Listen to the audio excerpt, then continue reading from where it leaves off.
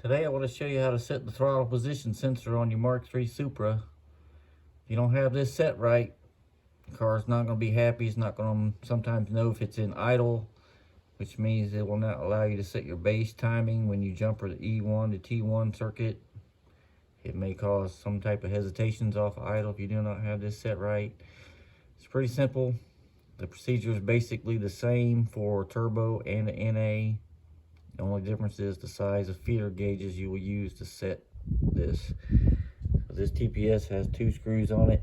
You're going to loosen those 2 screws and you're going to make very tiny adjustments, either clockwise or counterclockwise, to get this set right. And the method of setting it correctly is defined by Toyota by the use of feeder gauges between the throttle stop screw and the throttle blade itself. Okay, right in between there. This will change your setting. And if you watch right now, I have an ohm meter connected to these farthest most terminals on this side of the throttle position sensor. And that is my idle circuit. And as you can see in idle right now, I have continuity. It's reading like 25 ohms. If I barely open the throttle, it goes to infinity. Okay, this is what needs to happen. But there's a tiny amount this should open before you go to infinity. That's what this chart is telling you.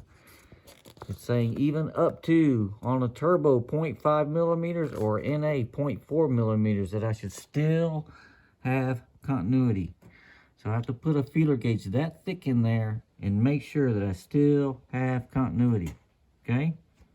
So let me show you real quick. On my car, it's 0.4 millimeter because I'm an NA. I'm gonna just get this in there. I gotta sit the phone down for 1 second.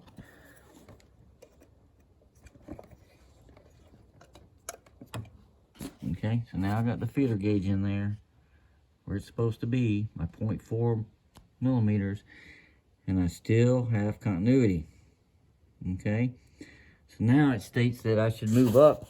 On an NA, it's 0.75 millimeters or 0.9 millimeters on a turbo. At that point, I should not have continuity.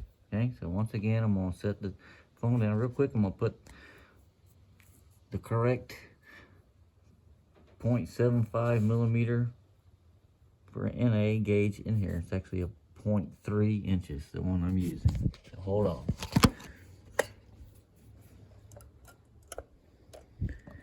Okay, so now I have that feeder gauge in between the stop, the 0.3 inch one, and guess what? No continuity on my idle circuit anymore.